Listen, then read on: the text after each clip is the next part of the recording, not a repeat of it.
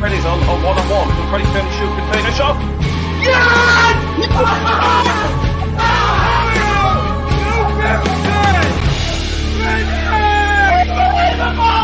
Unbelievable! Apologies to the neighbours.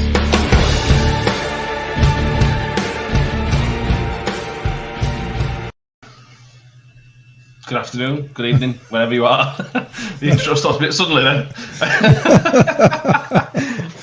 Okay. We come on the weekend of the end of the week of death for the Millers. And the weekend the European Super League comes alive again. Not sure if Rotherham have been invited to that Super League just yet, but we'll keep an eye on that just in case we get an invitation. What was scored today? 1-0 loss to Birmingham City. Live on Sky again. I'm fed up being on Sky because we always lose. And then we're going to look ahead to Wednesday night against Boro, which is going to be probably just as fun. Mick, Ben, and myself, Matt, are always with you. So hello, boys. Yeah, hello. How are you over the result of the game earlier, or are you still fuming a little bit? Ben, you first, because I know you would like to say words. My reaction to the game was my emotion after the game was similar to what it is now. I try and stay as calm as possible, even when we win, and look at the reality of it. But it's a hard loss to take. One that I think we deserved. We didn't take our chances. Is what it is, isn't it? I mean, we'll just go on to the next game, learn what you can, and move on. But yeah, man, it's hard to take, definitely. Yeah, very much. I think it's fair to say that 1-0 wasn't a particularly fair result. But how many times this season can we said that what happened wasn't a fair result? At some point, you've got to start thinking about what happened. Why is it not a fair result? If it happens once, twice a season, then that's just football. Sometimes you batter somebody and don't win. That's football. When it happens 10 to 15 times a season, which that's not an exaggeration, it probably has been 10 to 15 times a season that's happened, there is clearly something else that is the problem. Yeah, there is. And it's dead easy. It's dead easy to see we're not taking our chances. Yeah. It's as simple as that, ultimately. Obviously there have been some bad performances defensively in the past. Today wasn't one of those days for me.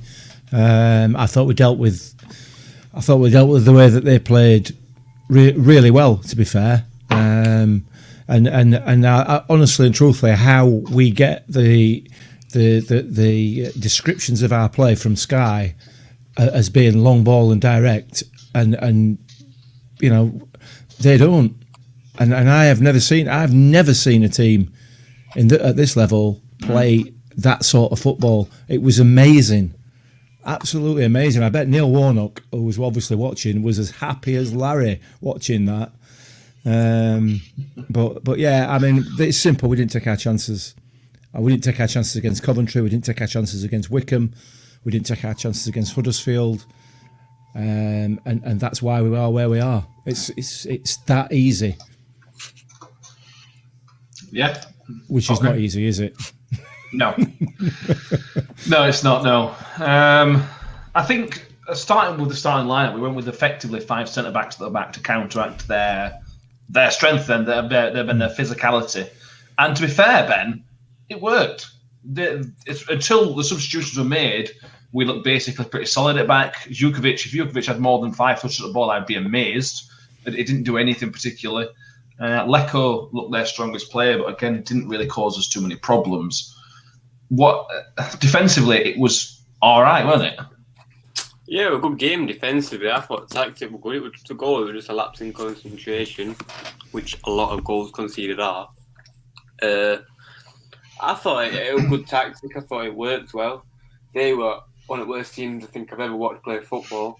No, I'm not even going to say play football. One of the worst teams I've ever watched attempt and pretend like they're playing football. They were awful. Wow. Jesus wept. They really were. They really were. If you put them in, I don't know, just a normal game, right, and say ball can't go above, I don't know what, 5-10 meters in the air. Oh my god, they would get hammered. But well, we should have hammered them. It's keeping them effective. Keeps them up. Listen, is what it is, isn't it?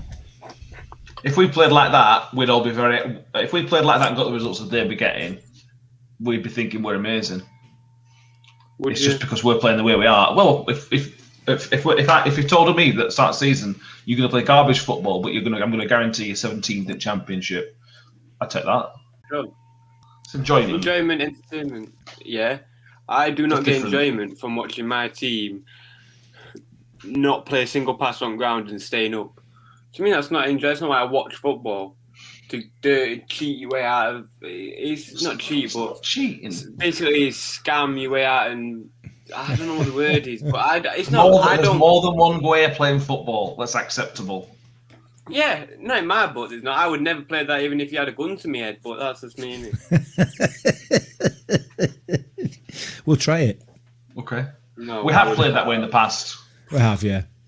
And we will play again in the future. It's not a sustainable way of playing football. When Jukovic retires, they'll go down to League Two. Tony Pulis did all right with Stoke. It's doing that method. Yeah, it's got Crouch up front. It's not hard when you got a same thing. 9 striker. Yeah, but let's be fair. Crouchy couldn't take the ball to save his life, could he? Every time he's 6'7", and when he jumps, he's about 5'2". Well, he didn't need to jump, though, did he? When you're that tall. I know. But ultimately, Lee Boy has come in and he's found a way of keeping them in the Championship, and that's all it's about. Yes. And it doesn't matter how they play; it's effective because we can sit here all day long, all night long, and moan and groan about them lumping ball up in air and lumping it into the box. They beat us 1-0. End of that. That's the end of that conversation, isn't it? You know what I mean? And they beat us 1-0 because we didn't take our chances. That game should have been out of sight before Icky scored that own goal, which is essentially what it was. You know, the ball, the lads come up. His head of the ball. I don't think it's going in. I genuinely don't think it's going in until it hits Icky. But either way, it's gone in. It doesn't really matter, does it? Yeah.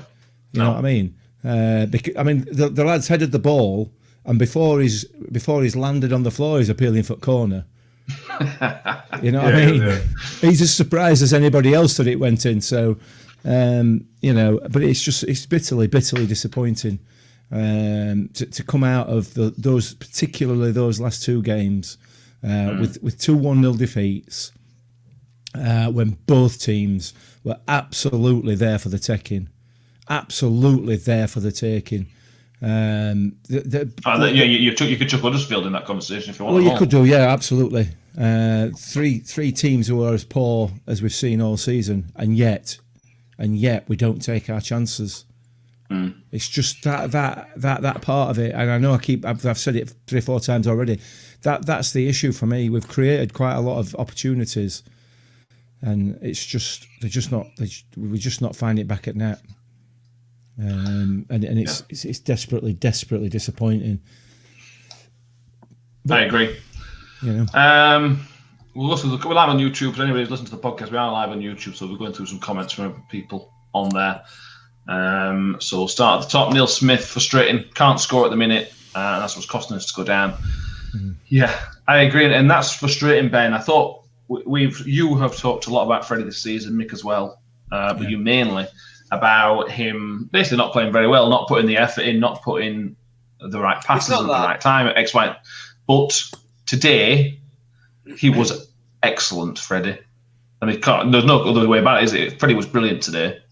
Yeah, the issue I've never had with him is work ethic. I know Mick's problem in his work ethic. I didn't think he was good enough. I didn't think he was technically good enough, mentally good enough. I didn't think he was good enough to play football. I don't know how he'd got it to that level. It's just the way he moved, but starting to look at his game differently, and he's a good player. I mean, he played well today. He did. He held it up well for someone who is not technically gifted, I would say, in my opinion. What I class as technically gifted. I thought he played well, man. Yeah, I don't know why he come off. I think He shouldn't have come off. Yeah, but listen, I questioned that one a lot, but you don't know what's going through his head. You don't know what's going on in training. Hurst might be messy in training. No one knows. He must be, mate.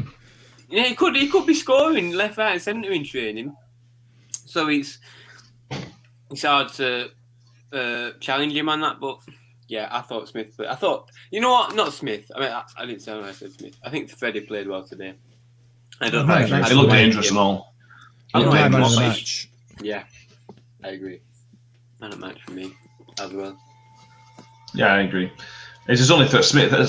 When you play a team like Birmingham, who are clever enough and got big enough defenders and strong enough defenders, they can neutralise Smith, and that's what happened. Freddie took advantage of that, found a bit of space, held the ball quite well. It just didn't pay off was the problem. But what am I right in saying he set up wing? Not that Woody that set up wing, wasn't it? For the chance that got blocked. Yeah. Woody popped him at left wing again, did he? Yeah. Can I just point out? You say the shot were blocked. It was a fantastic save by that defender. It wasn't I'm not buying It that. was Absolutely fantastic side save. It was a save. It was. I think keeper has it every day a week. It's handball. But anyway, I mean, whatever. It, so it's irrelevant. But yeah, what? Should have buried it. Keeper What do you saving mean it. it's irrelevant? Well, if he handballs it or not, the keeper's going to save it. So I'm looking at it as irrelevant. If he handballs it, it's handball, which means it should be a penalty. Yeah, it does. Yeah, but you can't look at, but it's a penalty. If you play for penalties, you don't play your Well, it didn't play for a penalty. He had a shot and it hit his hand. If you don't, listen, if the referee gives a penalty, he gives a penalty. If he doesn't, he doesn't. 9 times out of 10, he doesn't. So you play to the chances that he's not. Which he did. And I accept the fact that he doesn't give a penalty. Yeah. I've accepted. I don't know what you're upset about. Yeah. I've accepted. I don't know what's the problem, Ben. There's no problem with it. I'm just saying, keeper's saving it anyway. So you can't blame that the fact that it's not that we didn't score from it, because keeper's saving it anyway. I don't understand the point. Let's move on. You can't blame them for handballing it. You can't say them handballing it is the reason that didn't go in. No, it's not. But he handballed it, so it should have been a penalty. That's what I thought you were saying. No. I'm not. Come on, Ben, keep up. He's here, but whatever. Ethan is Polish with us again. Choose his mate. He didn't watch the game, but he had a better Sunday than all of us because they won in his Sunday semi-final. So well done. He asked how we were. We sort of already covered it, but it was a pretty good performance. Morley said it in his post-match. He said if that was October, then we're taking a lot of positives out of that game. It's because of where we are in the season, and rightly so, that we needed to be picking up points. Listen, absolutely, I agree with that. Any other time in season we can take some positives out of it. We're not in the business now of taking positives out of games. We're in the business of taking points, and I do not care how those points come. I really do not care how they come, but they have to come. And in order for that to happen, we have to be able to hit the target. Yeah. We've had 16 attempts on goal, I think, today, looking at my stats, and not one of them were on target. Well, one of them was the one that's cleared by the defender with the handball was on target. Officially, technically, not on target. Yeah. So anyway, it is what it is, isn't it? We've got to turn it around now. Well, we'll come on to that in a bit. Yeah. Josh Smith, Crooks poor again. Surely time for Sadly being given a chance. He says Icky was poor. Not sure I played today. Much more solid. Angus, Woody, Robbo as a 3. Yeah, potentially, but we had to play 5 big lads at back today. And it worked. From Dennis's point of view, it worked perfectly today. Crooks has been getting some stick on social media, Ben, from some people. I didn't think he was that bad today. I think he's had some quiet games. I thought he did okay today. I can't even remember him playing, to be honest. I don't know if that's a good thing. Probably answers the question then. I don't know if that's a good thing or a bad thing. So, I mean, I think there's a lot more things to give stick for today than someone's performance, in my opinion. You could always not give people stick and just get behind team. That's another option, of course, obviously, because I thought we wanted the same thing. But I think it comes down to it's the same conversation that everyone was having with Blackman and Johansson in the season. We've got this guy sat on bench who's ours. Crooks is probably going to, if we go down, Crooks is going to leave in summer. Let's be realistic about it. He's probably going to stay in the Championship. Sadly, he's with us for at least another year, and we know that. And he was the whatever top scorer for Donny last year in League One, and he's not been given a chance. And he supposedly can play in the same position that Crooks can play. And Crooks has played a lot of games. Forget the season. Over the last 4 games, he's played a lot of minutes. So I think that's why he is under a microscope because he was one of our best players in January. Yeah. And also there is a ready-made replacement in theory in the wings. So then everything he does is like I say, it's put more under a microscope, isn't it? Yeah, it is, and he's not performed. He's not performed particularly well at all in these last few games. But you know, and sadly, should be given the chance and should be given the opportunity. We covered this in the last podcast. I still haven't got an answer for it. I still don't understand. I still don't know why. I don't think we're ever going to find out why, to be honest. Yeah. We maybe I don't know. Maybe we've got other things that need to be discussed rather than why is so and so not getting a game. But it is quite an important point, I think, bearing in mind the situation we're in, the run of games we've had. I don't get it. I don't understand. No. Me neither. I think it's fair to say Danny Wyatt's right. Certainly, for me, it's 2-horse race with Derby now. I don't think there's any question about that, unless we get 2 or 3 wins, which is unlikely. Yeah, that's definitely the case. Josh Smith agrees with you, mate. Birmingham were pretty poor. Don't understand one of his subs today. I think he made them 10 to 15 minutes too late. Was crying out for an attacking option at 60th minute. Yeah, when we were sort of in the ascendancy, Ben, for the first 10 minutes of the half, there was a 5-minute lull. That was the time to make the changes attacking. So from the attacking side, by the time we made the substitution, it was far too late. That our momentum had dropped a little bit, and Birmingham had got back a foothold in the game, and we lost out because of that hesitancy, I think. Yeah, I think, but we should have already been 1-0 up. I think he expected us. I think he didn't want to change it because we were playing well. Not playing well, but looked like we were going to score. Yeah, creating chances. So I don't think he wanted to change it because we've got coming off the bench that's going to make a positive impact. Realistically. Barlaser? Positive? Yeah. I mean... He's good on ball. I don't understand this hate towards Barlaser. The hate's not the right word. This criticism. It's not just you, mate, but Barlaser is excellent on the ball. And I accept he's not had the best season. But in games like this, and particularly games against Coventry, we needed that calmness and that ability to put your foot on ball and to pick something out, like Wing can do. But Barlaser can do that as well. It doesn't make any sense. I love Jimmy Lindsay.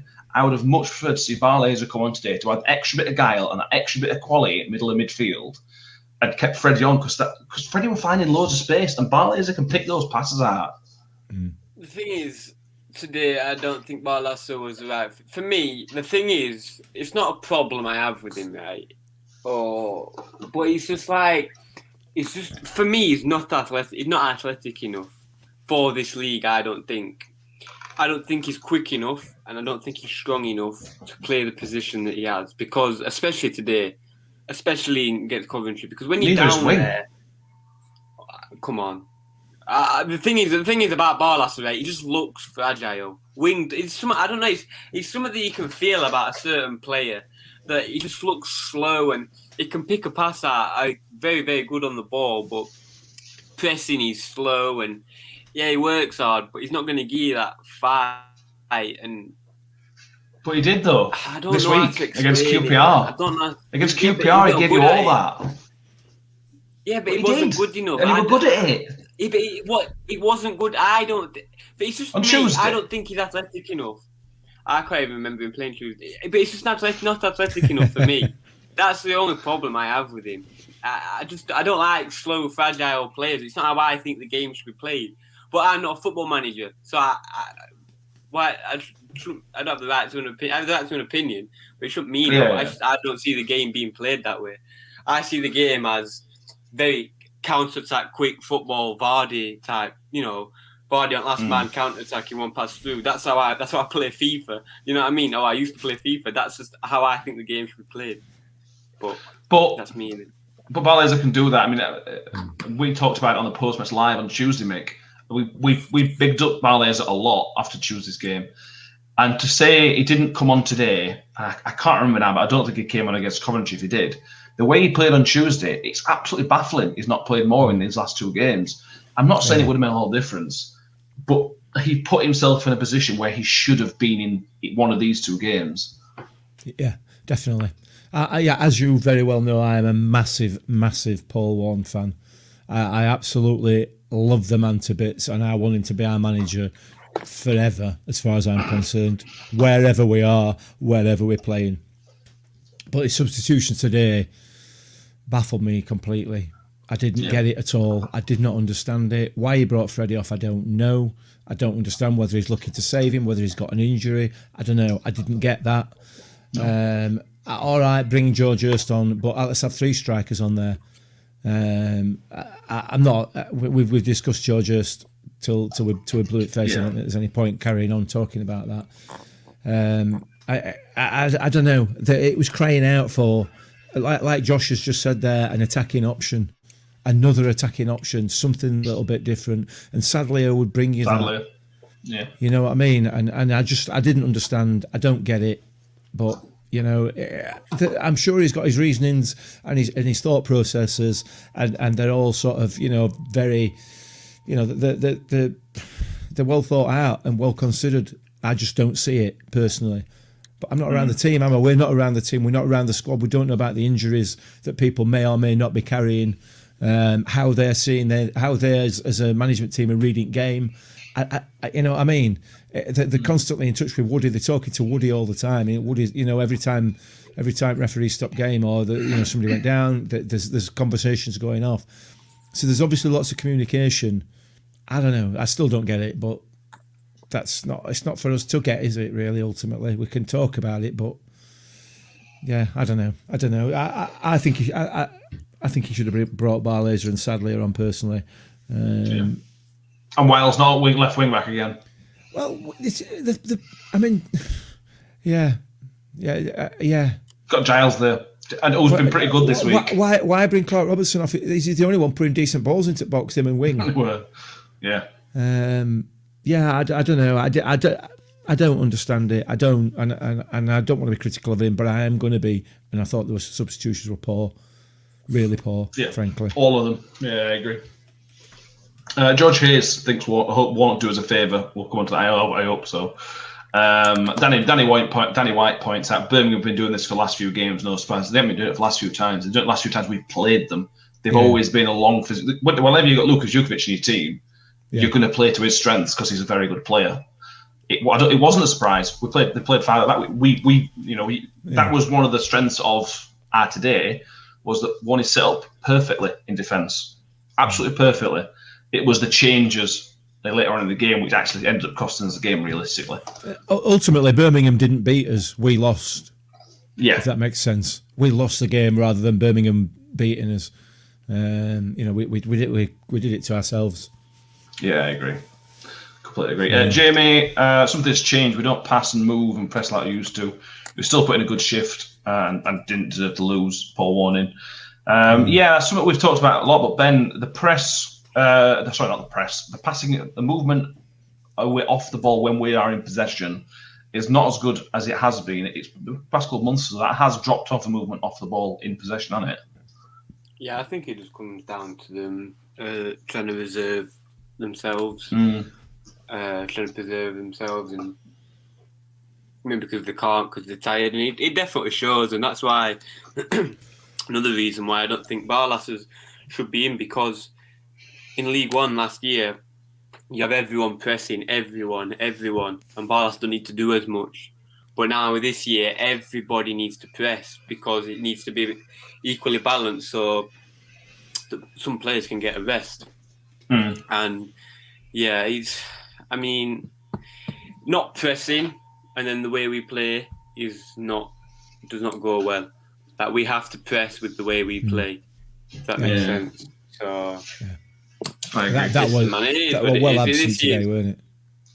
Yeah, this year is different. So, listen, whatever happens at the end of this year, I'm not too fussed about because it's first time anything like this has ever happened, nearly. So, yeah. Fair enough. So Callum Gibson, heartbreaking play. We played so we should have won. We didn't take our chances, and if we did, we could and would have won. Sort of talk about possibly the season, but there's a big rebuild on our hands next season if we do go down. I think he's right. There'll be some changes in personnel, not necessarily managers, but certainly some player changes because some of them have earned a chance to save the championship. In theory. John Morell, a Birmingham fan, evening gents. Tough game to lose. Both sides look like settled for a point before kick-off. Can't miss the chances he did and get anything out of it. I completely agree. Yeah. That's what it is. If you don't take fair chances, assessment of game, that John. To be fair, pretty fair assessment in it. Danny White, I think Rotherham play negative. Disagree. I think that we play in a pretty positive way. We try to get on the front foot. I don't think this week we've been able to, apart from against QPR. I think it's a little bit unfair to say it was negative, but opinions in it. Will Daniels, on a positive note, season starts on Wednesday, 6 games against 6 sides with nothing to play for. We're still in control of our own destiny. We need to play a little bit more courage, but he still believes, which is fantastic to see. We need to get 4 more points than Derby get for the rest of the season. So if they get 4 points, we need 4 more points of that. If they get 1 point, so on and so on. They've only got 4 games left, Mick, and we've got 6 games left. It's doable, but we have made it difficult for ourselves now. Yeah, we have. We've done ourselves no favours whatsoever over these past 4 games. There was a lot of talk at the beginning of these 4 games. If we can come out of this with 4 points, then that'll be a decent return. We've come out of it with 4 points. It's a decent return. You look at the league table. The thing is, we are can not. I just stop you right there, Mick? It's the people that we've lost to and the people that got points I agree with that. Yeah. 100%. 100%. Listen. I'm not. We should have come out of that with 12 points. You go back now and look at the quality of the opposition that we've played in comparison to the way that we are capable of playing, then that should have been a straightforward 12 points because we've not come across any team at all that we aren't capable of beating. By you know what I mean? They've all been pretty poor performances, but they're all doing a job. Doing a job. But the bottom line with this is that we're coming in very much to the business end of the season. Yes, we are 3rd bottom. We are aiming for 4th bottom. We're 4 points away from 4th bottom, but we've got 2 games in hand to them. So where do you want to be? Do you want to be Derby County or do you want to be Rotherham United? Right? Because if you're Derby County, your destiny is not in your hands. You have got no control. You could win all your games and still go down. Yeah. So where do you want to be out of those 2 clubs? And let's put to one side all the other off-field stuff that you don't own your own ground, that you ain't got a decent board in charge of your club, and that your club's run like a shed, and that somebody else is paying your manager. Let's put all that lot to one side. Let's put to one side the fact that your players haven't been paid for some season this year. Put all that to one side. Where would you rather be? I'd still rather be in our shoes. I'm not sure. I always have points on the board. That's the saying, isn't it? Listen, you couldn't pay me to be a Derby fan right now. It's true though, man. You couldn't pay me. With what's going on in football right now. No, with what's going on in football right now, you could not pay me enough money to be a supporter of someone else. And that's a fact. Yes, but... Okay, how much is... But you'd rather, in terms of the league position, I'd take Derby's position right now. 4 points ahead. I mean, I don't know. We're not going to win both our games in hands.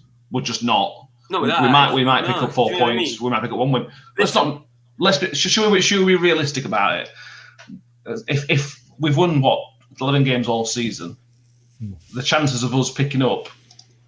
I'm not saying it's not going to happen, but the chances of us picking up 3 wins out of the next 6 games is unlikely. The maths say it's very unlikely. So. This is what I'm saying. You would always take the person who's in front anyway, who got the points on the board. It's like in F1, you take the track position if you can get it, because that's where there's a greater chance of you being in a better position. So you're saying the odds are not in our favour to stay up, right? That's right. How many great stories have you heard that followed what the odds were saying were going to happen? I'm just asking a question. How many comeback stories? And how many times do the odds actually play out what they said they were going to do? Probably it's football, and this is why football's amazing, because anything could happen. We could win all 6 games because that's how football works. Yeah, and it could be, yeah, exactly. It could be, and it could happen, and we could have won today, and we could have won on Thursday, and everything. But all I'm saying is the chances are that we're not going to win all these games. I hope. If we don't, it's too hard. If we go down, we've got only ourselves to blame for poor performances early on in the year and poor performances in general.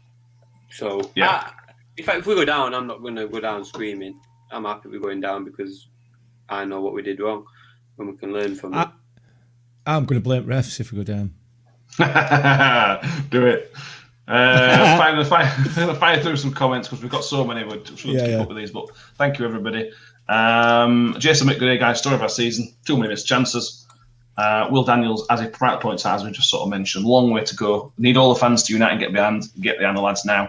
They need us now more than ever. The Inquest can wait till the end of the season. I didn't buy the programme for today. I saw somebody put a picture of the programme on Twitter today. I basically put from Paul Warnock from his thing, basically saying, please get behind them. Send messages to the players. Send positive messages to players. Literally send, why not? On Twitter and on Instagram, whatever. Send positive messages. Get that positive attitude out there. We can't shout at them on a Saturday afternoon to encourage them, but I suppose we can on Twitter, and that's one of the beauties of social media is you have access to those. So I thought that was a very good, a typical Paul Warne point. It's a shame that so many people abuse that privilege, though, isn't it? Well, they do sometimes, yeah. John C, we don't need good performances. Yeah, bang on, mate. Bang on. We don't need good performances. I'd take 15% possession on Wednesday night and take a 1-0 win. Just with that, that's where we are. Danny White points out that Birmingham should have a penalty, and I think Wes Harding kicked the underside of their that. Nailed on. Yeah, I agree. Yeah. Jason Wick, on a brighter note, points out that next season we should all be back to get promoted again, which would be very nice. Owen backs up Will's point about don't get all the worn out. People should be getting behind the team, not against it. I didn't watch the game because it was playing, but the sounds of it, subs changed the game. Opposite to QPR game. QPR game, the subs changed the game in a positive manner. This one, it was the opposite. Nathan Alley, Coventry fan. Do you see yourselves getting safe because he wouldn't mind us staying up, basically? Is that so you can beat us again? Yeah, going to be another 6 points off us. Ben, 6 games left, 2 games in hand, 4 points behind. Where are your levels of positivity? Very high. Extremely high. Even if we go down, I'm still going to be extremely happy. I know what I'm talking about, survival chances. Yeah, I think that. Listen, I'd bet a lot of money on us staying up. I genuinely would. What percentage chance do you give us of staying up? 70%. If Woody stays fit, 70%. I nearly swore then. 70%. If Woody gets injured, probably like 20. But 70 we would. Okay. Meg. What percentage chance do you give us of staying up? What can I say after that? I think it's 50-50 at the minute. I think we've got a good chance. We've got Middlesbrough to play. Absolutely nothing to play for. Absolutely nothing at all to play for. And let's just add into the mix. In my head, I'm thinking Neil Warnock sat there today, sat next to our chairman, having a chat with Tony, saying, "Do us a favour on Wednesday, will you, fella?" And he may well do. We've got Blackburn to play, who are completely and utterly on the beach. Absolutely on the beach. We've got both Barnsley and Brentford to play. Both of them are in the playoffs and are going to be resting players for their playoff push. They are not going to be interested. They may be jostling for position within that playoff quartet. I don't know. I'd not really looked at that. But they're going to be resting players. They're not going to be wanting to get into a fight and a scrap.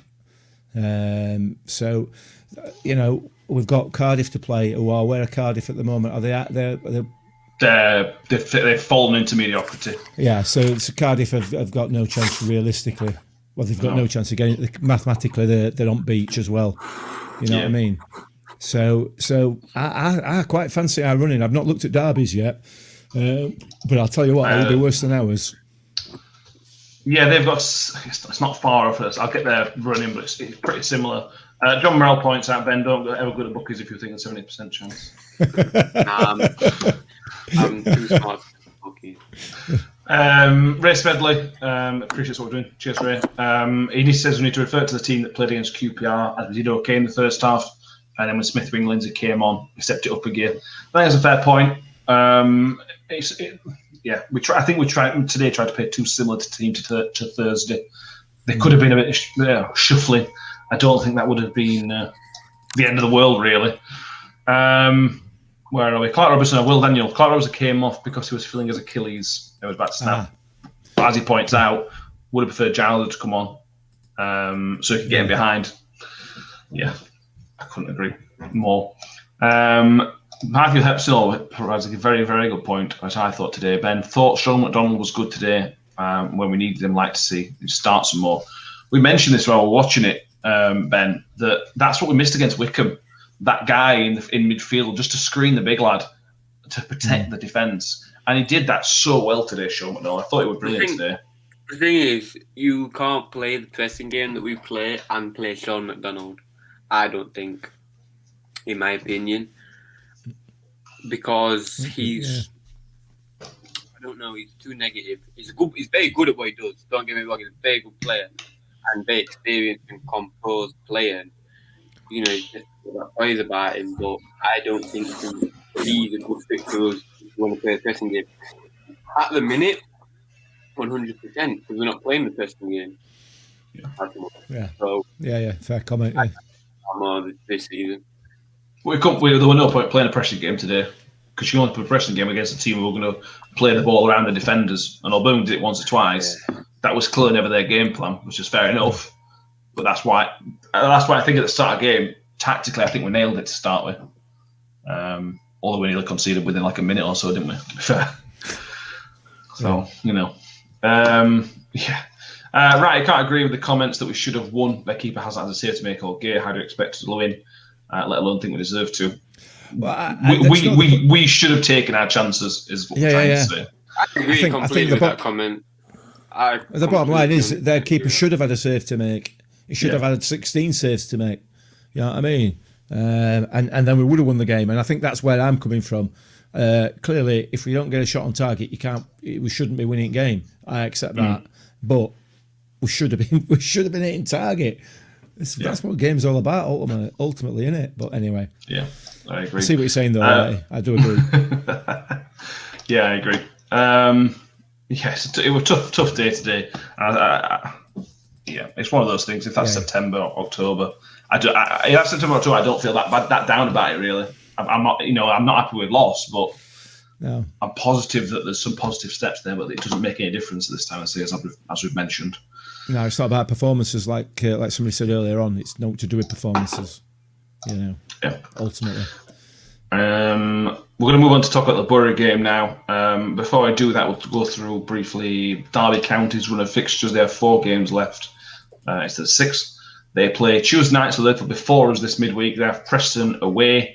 Birmingham they then host Birmingham next Saturday. They are then away to Swansea the following week. And the last game of the season is Sheffield Wednesday at Derby County. So if it goes down to the last day, Sheffield Wednesday could actually end up relegating us, which they'd never let us forget, would they? Bless them. No. Oh, yeah, anyway. That's true, actually. That does add a slightly different complexion to going down to the last day of the season, doesn't it? Yeah. Owen, do we think any of the players have been tapped up by other clubs to make them cost less, or is it just tiredness? I'm not so sure. It could be lack of confidence. I think it's just tiredness, Ben. What are your thoughts? Because I think we're all in agreement. It's similar to last time we went down. There'll be some players that leave to stay in the Championship, but I don't think it'll be wholesale. I don't think we'll lose 10 players to other Championship clubs, will we? The thing is, after these past 10 games, I don't think any of them deserve to stay in Championship. I don't think. But they don't. If we go down, none of them deserve to stay in Championship because they couldn't keep us up. None of them. Well, you said that, but Semi Ajayi it was part of the team that got relegated, and now he's playing Premier League. It's not, is it? You tell me there's Semi Ajayi in that team. There's not one people. Crooks has been appalling last 10 games, not Championship quality. Smith has been good, not Championship quality. If we were Championship quality, we'd have won a lot of games, but we haven't. We've lost I don't know how many now last time. We're still in relegation zone, 4 points behind everyone else. So no, I don't think anyone should leave. I know they will. It's about money, and they've got. I understand they want to have a life after. They don't want to work after. I understand that, but I didn't see Championship quality today or the past few weeks. I saw Championship quality today. Again, we created enough chances to win the game. We didn't get anywhere near taking those chances. I accept that, but we created enough today to win the game. It's our striker's fault for not finishing them. So that's Championship quality by creating those chances. Irrelevant how many chances they create. The game of football is to score. If it were based on how many chances we create, we'd be in Premier League and this European Super League, but it's not. The game is not about creating chances. The game is about scoring. It's about creating chances that you then take. Yeah, but if you can't take them in the Championship, then how is that Championship? But the people who created the chances would then be, is what I'm saying. Listen, I'm not buying that, Ben. Wing is the only Championship quality player I've saw past few weeks. I'm not buying that. I'm not buying that at all. We've got enough quality in our squad to be well comfortable in this division. Plenty enough quality. There are plenty of quality Championship quality players in this squad. No doubt about it. Look at the dross that we've played this season. Look at the dross that we've played in the likes of Stoke City, in the likes of Millwall, in the likes of QPR, in the likes of Bristol City. Our last 10 opponents can say the same about us. Yeah, absolutely. Hey, yeah, they can. But they can say that from the lofty positions of 7th and 12th and 14th in division, you know what I mean?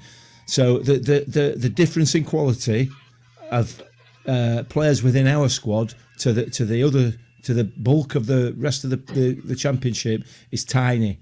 It's tiny. It's quite small. It's fine margins, isn't it?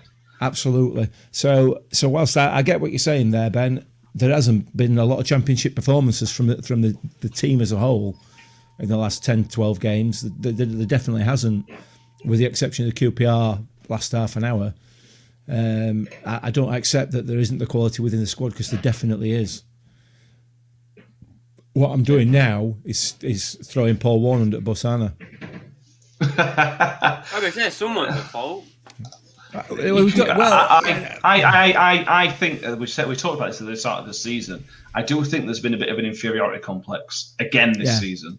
We're little or Rotherham. What do you expect us to do? No, that's not the attitude to go about it with. And I think at times we have done that, and I think that is something we can level at not just Paul Warne, everybody who's in charge at the club. We've talked about Stevens a lot, and he did a fantastic job with us. Because you know why? He was like a pit bull. He wouldn't let it go. He was relentless. And he was always trying to push and fight against this idea that we shouldn't be here. He was always trying to fight against the idea that we shouldn't be there. And Ronnie Moore's exactly the same. It was the same type of mentality. These lot don't want us here, so what we're going to do, we're going to show them. Whereas what comes out of the club at the minute is, it's almost, we're lucky to be here, aren't we? Aren't we lucky to be playing it with big boys? That's how it comes across sometimes. And I think that's at times what's cost us. That word that you said, relentless, right? That is the most underrated thing an athlete can have. Obviously, everyone knows about Michael Jordan, right? His trainer, right? He's called Tim Grover. People might know he's quite famous. He's got a book called Relentless, right? You cannot tell somebody to be relentless or teach somebody. It's just something that they feel. So I think that's a massive negative if we don't have that, because you can't teach it into somebody. It's a mindset that somebody has. So, no, it is. What I mean by that is that the mentality of Steve Evans was it was relentless in terms of what he drilled into the players and what he drilled into the fans. That's why we got so far. But we're not that far off that. If that sort of makes sense. Yeah, but the thing is, right, with Steve Evans, right, I'm going to use this example. Let's use it in. Say he's sorry. This is a different example, right? But different thing completely. But when you market yourself, right? Let's say Steve Evans markets himself by not letting go and doing stuff like this, right? If he's worth 100,000, he got 175,000 by being so relentless and pushing himself out it and placing himself at 250,000. So he then got above his actual value. We are not pushing and advertising and working hard above our value, so we're getting below our value, if that makes sense. So we're almost equal to Steve Evans. Like Paul Wharton's worth 300,000, Steve Evans is worth 100,000, but they're getting the same because Steve Evans was willing to do more. If that makes sense. Yeah, I mean that were a really, really long way to get there, but I think I understand what you're saying. Yeah, I agree. I think there's many. Paul Warnock will be the first person to admit they've made mistakes. Yeah. I think that's I think the mindset this season has been a bit of a mistake. Definitely. Anyway, we're going to move on to the Middlesbrough game. I keep saying we're going to move on to the Middlesbrough game. We are now going to move on to previewing the Middlesbrough game. Very brief preview of that game. Pretty good record against Middlesbrough. We've only lost one of the last 4 games against them, having already beaten them this year, this calendar year. A 3-0 win, which was one of the away performances, one of the performances of the season that night. That 3-0 win, we were absolutely superb.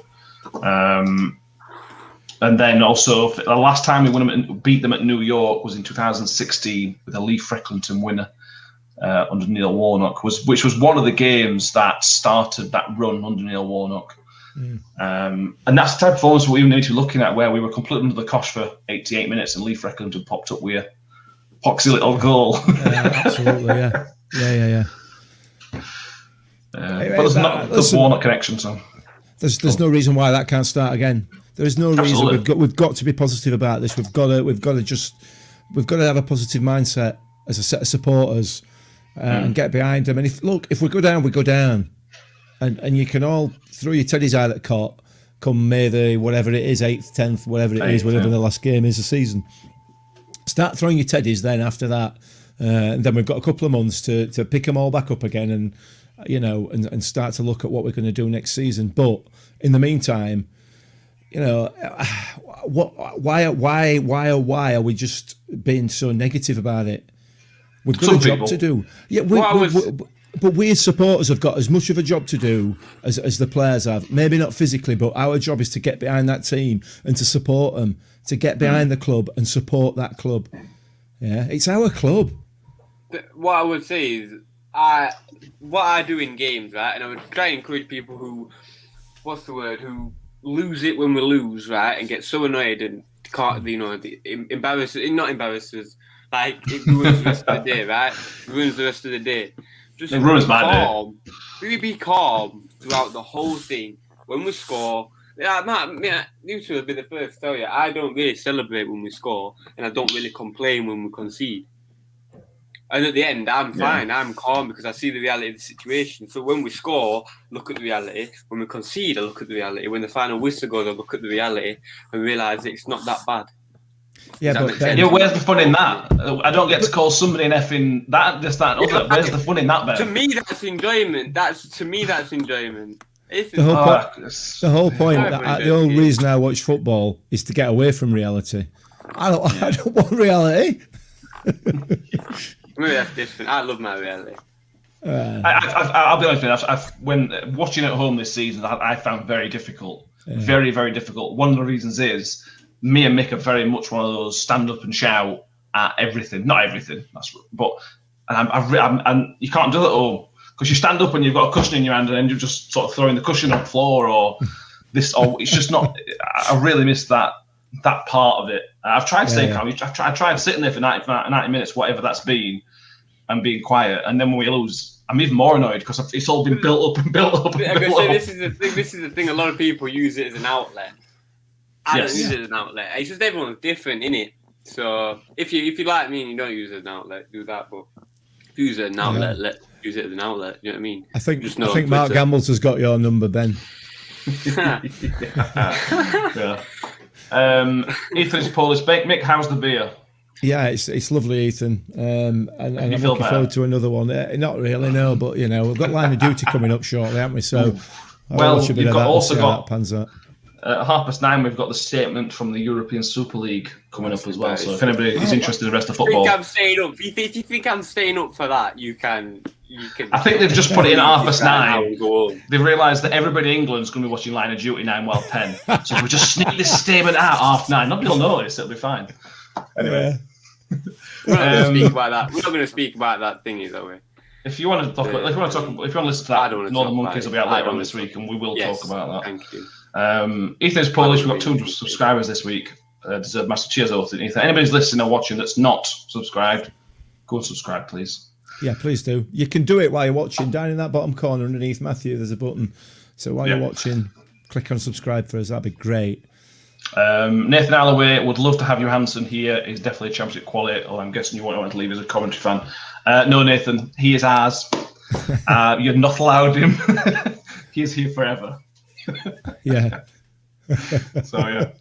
But yeah, it was good again today. To be fair, Johansson, no chance with goal. Cost us a slight deflection. It's just solid again. What more can you say, really? Mark Gamble's hoping that Uncle Neil can do us a favour. Uncle Neil can do us a favour. Neil Warnock is an anagram for something, and the first name of that anagram is Colin. I'll let you work out the rest. Ethan Polish, Ben's a striker. If anyone's interested in what Ben does. I don't play anymore. I was a striker or winger, but not anymore. No, not anymore. John Morrell, I think Mick should give some team talks, as I'll be honest. Listening to your manager after today's day, we could have took some lessons off him. Warning, it sound probably beat him. This is the thing with Warning, Mick, that he says that he doesn't get too high when we win, and he don't get too low when we lose. And I accept when we win, he doesn't get too high. When we lose, you can see it in him. I know he doesn't like it, and he doesn't want to admit it, but you can see how much it hurts. And I suppose that's one of the reasons we want to succeed, I suppose. He puts his heart and soul into it. Yeah. He does. He puts his heart and soul into this club, and it hurts him when we lose, probably more than it hurts the vast majority of supporters, probably all 100%. Supporters. If it doesn't, I'd be worried. 100%. You can tell. But it does. But he's committed everything to this club, I think, and he's going to make mistakes, and he's still learning, he's still developing, and in 20 years' time, he'll still be learning and still developing because everybody is within their job. Well, the vast majority of people are. So, I've full confidence in him. I've full confidence in him, and if he takes us down at the end of this season, he takes us down. He'll bring us back up again. Yeah, I mean, this is we talked about this. There's questions to be answered in terms of have we learnt his lessons from last time? Yeah. But if we are going to get relegated, the last thing you want to do is completely overhaul the players and overhaul the management team because it can cause absolute disaster, as shown at other clubs. Anyway, Ethan is Polish. Jeff Hughes is a perfect example. Yeah, Ethan's Polish again. I'm a striker, Ben. I scored a goal today, but nothing else. It's an Argos version of Freddie. So a little stat I've looked at this afternoon. Our record in April is very, very poor. Over the last 5 seasons, not including last season, because last season didn't count, so we didn't play.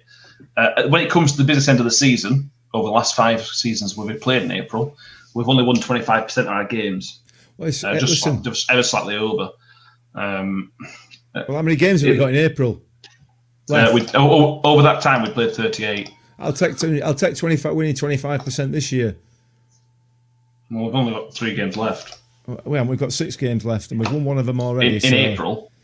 1, 2, 3. Well, that means we have to win next 3 then, in order to win. Look, are we playing this April, or are we playing April 5 years ago? I'm just saying we've got. I know you're just saying, season. But it's just nonsense, isn't it?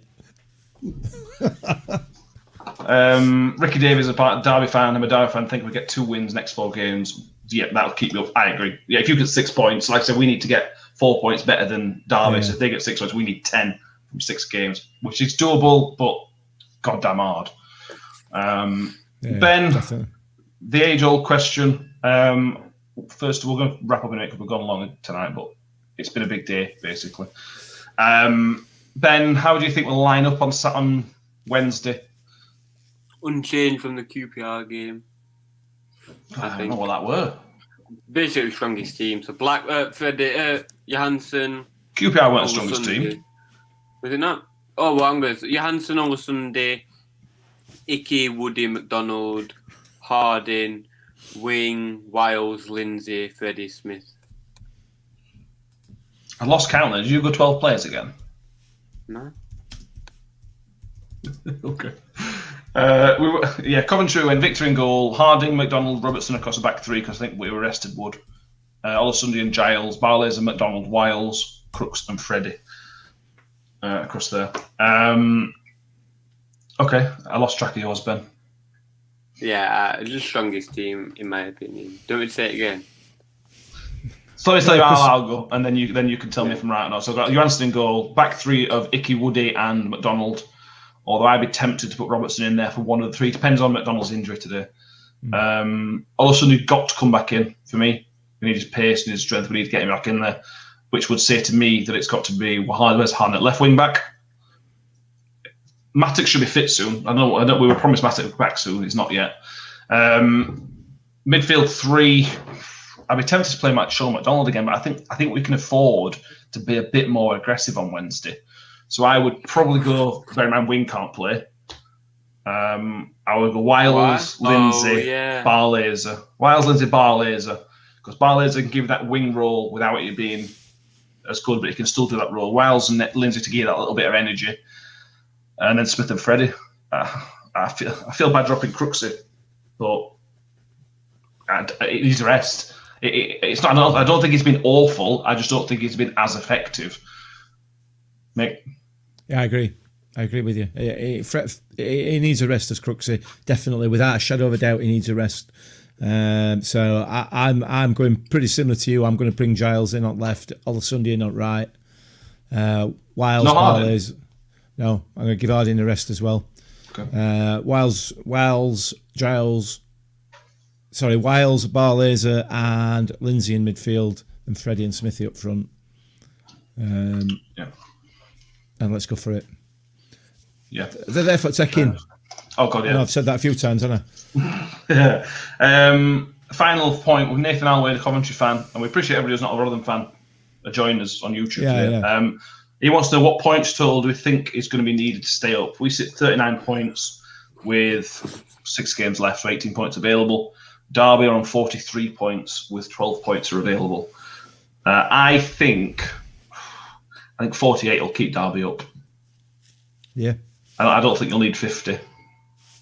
Mate. I agree. Ricky Davey, the Derby fan that's on said 49 or 50, and I'm with Ricky on this one. I think the first team to 49 out of us two probably gets it, and that's 10 points for us. It's a massive ask. It's a massive ask, bearing in mind our performances, our consistency or lack of this season. I genuinely, desperately hope that we stay up. I think we possibly might stay up, but I think it's more likely to be Derby doing us a favour than us, actually earning it perhaps. But consistency is a massive, massive issue for us. It's what sent us down, or will send us down if we go down. Yeah, it is. I agree. Okay, finish there. Ben, you said 48, you said. You agree with me? Yeah. Cool. Thank you very much. Cool. So I thank you all for watching on YouTube. We all really appreciate what feels like hundreds of comments. We try to get as many through as we can. And also people who are listening for the podcast, which will be out on Monday morning. Thank you all for listening. We've probably not previewed the Middlesbrough game as much as we could have done, but it's been a big day to talk about a Birmingham game because of how big a game it was. So please subscribe to YouTube if you haven't already. Go to if you want to listen to the podcast, go over to iTunes and subscribe on there, on Spotify or wherever. Follow us on Twitter and Facebook and also Instagram as well. We're over on there sometimes as well. Thank you very much, Benjamin. It has been... it's always good laughing, isn't it, mate? We disagree a lot, but we always have a laugh about it. No? Yeah. Yeah, you sure, Ben? Just for your response eventually. Not really. Yeah. I don't It's know just what trying we to take can it say. over an hour. We're ticking Just over want onto to an tick hour. over to an hour, exactly. Yeah. And thank you very much, Mick. Yeah, you're very welcome. We'll be back on Thursday for the next podcast, and we'll see you all then. Thank you very much.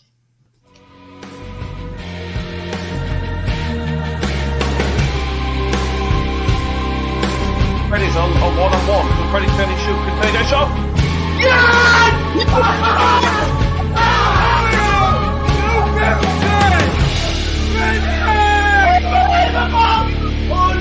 Unbelievable! Apologies to the neighbours.